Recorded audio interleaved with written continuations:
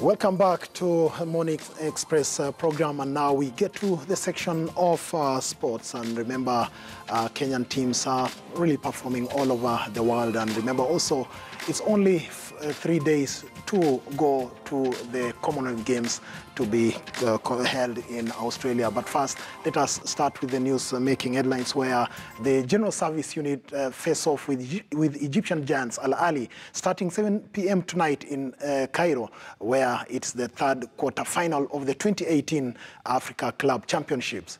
The eagerly awaited encounter will be followed by the 9 p.m. knockout match pitting Kenyan team Prisons against Egyptian side in group that is the Group D winners El Geish. GSU and Prisons booked their quarterfinal slots with their Egyptian counterparts after both of them finished in second place respectively in their groups.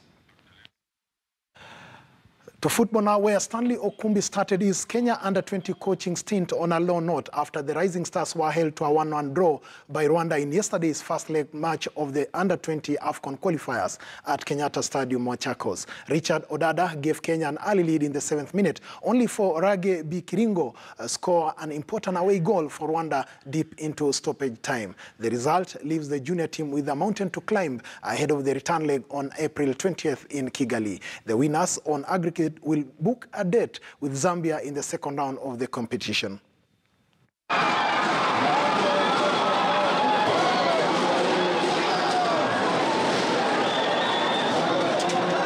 Of course, I'm a little bit disappointed, but sometimes it's happened in the game when your key players don't arise to the occasion like it has just happened there.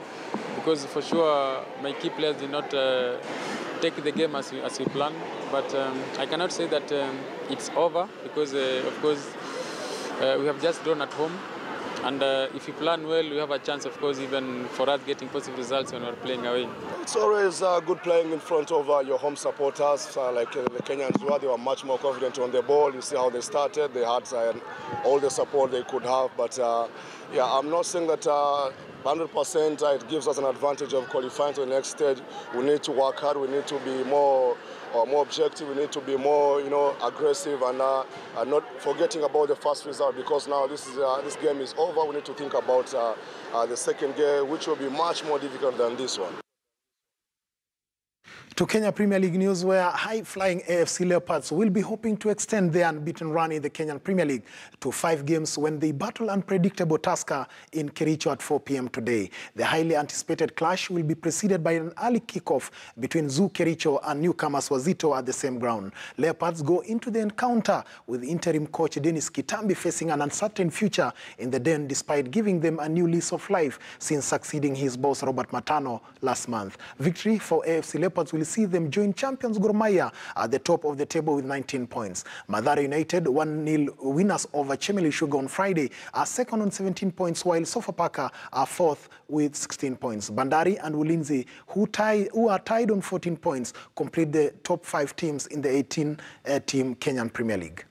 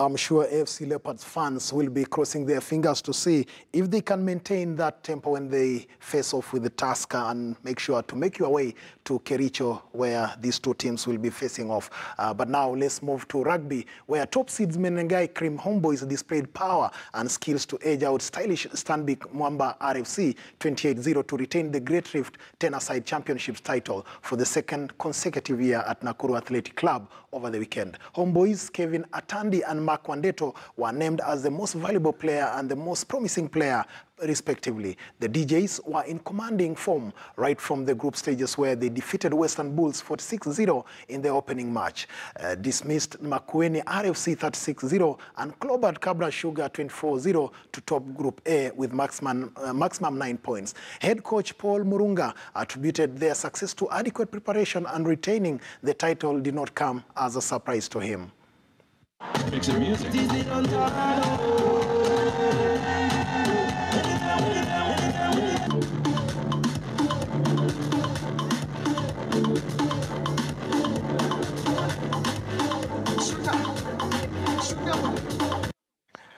Congratulations to the DJs there, having suffered their victory over the weekend. But now we move to rally, where Baldev Chaga, co-driven by Ravi Soin in a Porsche 911, led members of the Cabras team to the first 10 position as the top prize classic safari rally entered Loruk in Baringo County. Chaga, who welcomed the warm temperatures in Loruk on day 3 of the competition, said it had worked in their favor to clock 9 hours 33 minutes and 12.1 seconds and stay in pole position ahead of Geoff Bell and Tim Challen in a Datsun 240Z. Chaga, who had no problem with his machine in the entire route yesterday, did not lose any points to enhance his lead and bring him closer to winning the championship as it entered the home stretch this morning. Bell lost 24 minutes and 1 second to bring his cumulative time to 13.1 seconds as the rally enters the home stretch. Then Onkarai and Chaga's teammate are also third in cumulative points. And just now we've had 2 punctures and some overheating issues. Okay. There's the Porsches and the Zs, the 260Zs and things. Yeah. And then we're sort of trying to compete in another class behind. Okay.